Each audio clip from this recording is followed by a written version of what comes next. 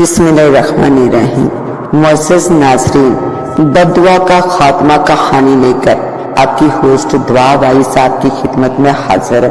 وہ سمجھتی تھی کہ میں محض اس حسین گلاب کی خوشبو سونگھنے کے لیے اس سے پیار چاہ رہا ہوں، اس کے بعد میں اسے چھوڑ دوں گا۔ میں نے اسے ہر طرح سے اپنی محبت کا یقین دلایا، مگر وہ نہ مانی اور ہاتھ جوڑتے ہوئے بولی، سرکار آپ ہمارے مائی باپ ہیں، میری رخسار آپ کے قابل نہیں۔ کہا ہم اور کہا آپ۔ سچ تو یہ ہے کہ میں اس کی بات اپنی بہن کے بیٹے سے طے کر چکی ہوں۔ ہم غریبوں کے پاس عزت کے سوا ہے ہی کیا؟ اگر برادری میں عزت گئی تو ہم منہ دکھانے کے قابل نہ رہیں گے۔ وہ چلی گئی اور مجھے بے حد امیر کبیر ہونے کے باوجود یہ احساس دلا گئی کہ تم کس قدر غریب ہو۔ میں چاہتا تو ان سے انتقام لے سکتا تھا، مگر میں نے صبر کر لیا اپنی محبت کی بربادی پر۔ اس روز چاند کی 12 تاریخ تھی۔ مجھے اپنی آنکھیں بوجھل اور سرخ محسوس ہو رہی تھی، دل میں از خود تشدد کی خواہش پیدا ہو رہی تھی۔ چاند کی 13 کو میرے اندر کے احساس عجیب سے تھے، یوں لگ رہا تھا کہ کوئی درندہ اندر چھپا بیٹھا ہو جو کہ باہر نکلنے کے لیے بے تاب ہو۔ 14 کی شام کو میں نے حویلی چھوڑ دی۔ میں نے مکمل کالے رنگ کا سوٹ پہن لیا اور کار لے کر باہر نکل آیا۔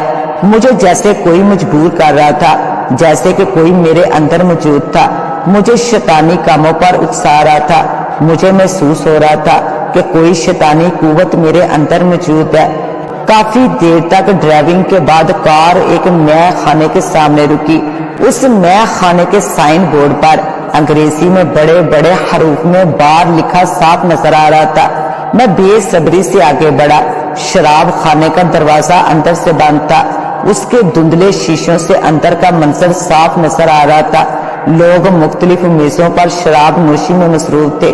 میں نے مسکراتے ہوئے بار کا دروازہ کھول دیا اور اندر داخل ہو گیا۔ بار کے اندر کا منظر بالکل اسی طرح تھا جیسے کہ انگریزی فلموں میں کسی مے خانے کا ہوا کرتا ہے۔ میں نے ایک میز کا انتخاب کیا اور اس پر جا کر بیٹھ گیا۔ میں نے گہری نظروں سے ارد گرد کا جائزہ لیا۔ دراصل میرے اندر کا طاقتور درندہ کسی شکار کی کھوج میں مصروف تھا۔ مجھے اپنے اندر آنچ سی دہکتی محسوس ہو رہی تھی، یوں لگ رہا تھا کہ میں اپنے آپ میں نہیں، بس میں کسی کا معمول بن چکا ہوں۔ میرے اندر کا شہباز علی کہیں سو گیا ہے۔ فرمائیے آپ کی کیا خدمت کر سکتی ہوں؟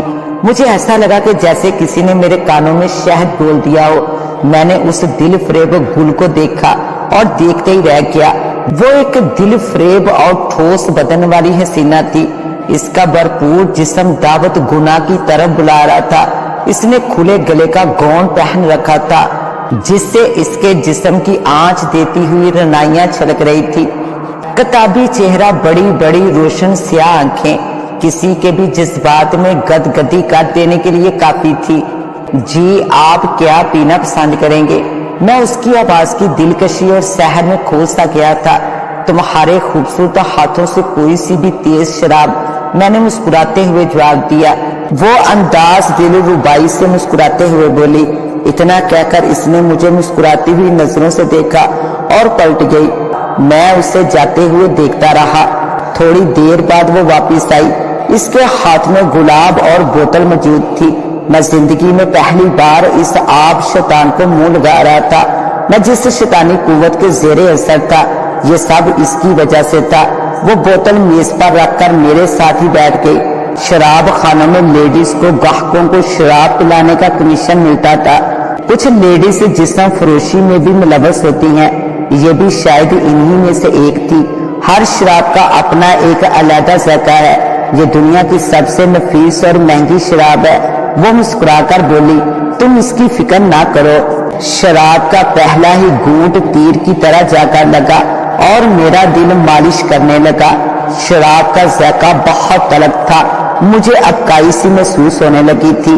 میرے چہرے کے تاثرات دیکھ کر وہ سمجھ گئی کہ شراب پہلی بار میرے منہ کو لگی ہے۔ پہلی بار پی رہے ہو نا؟ وہ مسکرا کر بولی، جی ہاں۔ آپ نے شراب منہ کو لگائی ہے تو شباب کے بارے میں کیا ارادہ ہے؟ اس کی اتنی بے باکی دیکھ کر میں حیران رہ گیا۔ یہاں نہیں، باہر میرے فارم ہاؤس پر، میں نے مسکرا کر کہا۔ फिर मैं उस नाजुक हसीना को कार में बिठाकर इतनी दूर लेकर जाना चाहता था ताकि जब चांद पूरा हो और उसकी चीखें सुनने वाला कोई ना हो।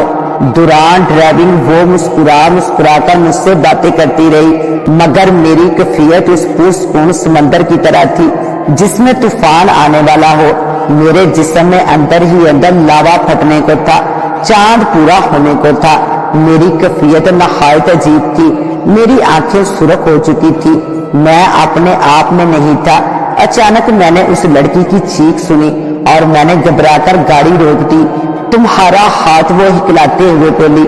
मेरा बाजू बालों से भर चुका था, मेरे हाथों की जिल्द तब्दील हो गई है, वो अंदर की तरफ मुड़ गए थे। हाँ जाने मन, आज तुम मेरा शिकार हो। मैंने उसकी तरफ हाथ बढ़ाया मगर वो चीखती हुई गाड़ी से बाहर निकल गई। चांद पूरा हो चुका था, मैंने चीखना शुरू कर दिया। 5 मिनट के अंदर अंदर मैं बेड़िया बन चुका था, इंसानी बेड़िया। मैं गाड़ी का दरवाजा खोलकर इसके पीछे लपका। मैंने जल्दी ही इसे जा लिया और इसे सड़क पर गिरा दिया। इसके कपड़े भी फट चुके थे। मैंने इसकी गर्दन पर अपने दांत गाड़ दिए। मेरे अंदर का शिबास मर चुका था, अब मैं सिर्फ बेड़िया था, इंसानी बेड़िया। इसे मैंने पूरी तरह से नोच दिया था। वो मर चुकी थी मगर मेरी वहशत जिंदा थी। फिर उस शिकार के बाद मैं घर कैसे पहुंचा मैं नहीं जानता। मेरे वजूद ने मुकम्मल बेड़िए का रूप नहीं लिया था,